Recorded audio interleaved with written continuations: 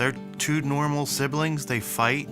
She loves him and would beat anybody up that did anything to him, but she beats him up Agree too. with that, but yeah. Does she? No, she does. Yeah. I've seen her defend him, and he loves her to death. He idolizes her. So it's a 10-year journey for us and for Isabella. So when she was 20 months old, so just over a year and a half, she had started off with, she had some spots on her that I recognized one day and just thought it was a rash. And then like 2 weeks later, she had a fever that wasn't really getting better, took her to the doctors.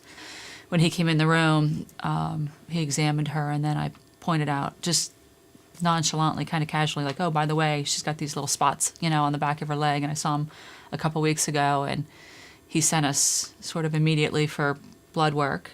I then took her home after we got the labs, and he called and said, she has leukemia, and there's a bed waiting for you in Hershey, and you need to get there as quickly as possible. So that was in March of 2003. Went into remission, and we then spent several years of her being in remission and kind of getting, as much as you can back to normal. She had reached about 4.5 years out. She was in first grade, and just took her in for a checkup, and they did labs on her just every 6 months. They were still doing labs, and it came back that she had relapsed. Because her case wasn't really typical, and because it was a relapse, they suggested a bone marrow transplant. So in March of 2008, she had her bone marrow transplant, with Jack being her donor.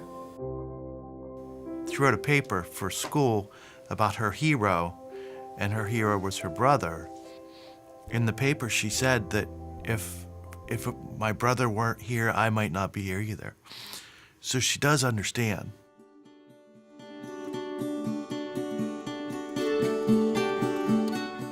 I didn't know exactly what Four Diamonds did, or that we were, financially not going to have to worry about anything. I don't think you're really thinking about. You're not thinking You could money care less right about then. the money at that point anyway. Yeah. You're not really thinking about it, and it's more after the fact when you realize what the expenses must be. And we never saw a bill, so you really didn't know. I can remember Pat ran to the pharmacy to pick up a prescription. It was the $900 prescription for like 3 months worth of an anti-nausea medicine. But it was something that I think insurance didn't cover because they thought it was unnecessary. And I just remember after the fact thinking there's no way she'd have gotten through those, couple months of taking those medicines without having that. You appreciate that financially. I mean, don't get me wrong. I mean, 100% that there was a considerable financial benefit that we received from Four Diamonds over the years. I mean, we're talking a 10-year span for us. Yeah.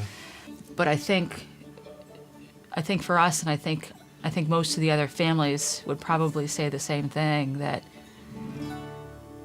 you're not so much changed by that financial benefit, you're changed by the people from Four Diamonds and what they do.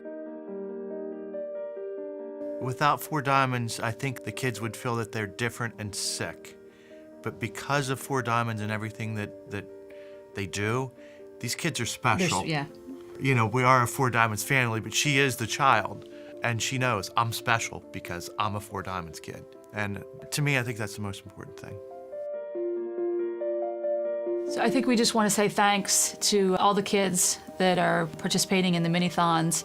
There's never any amount that's too small or that doesn't matter. Every single dollar that is raised has an impact, makes a difference for a family and for a child. So we want to just say thanks.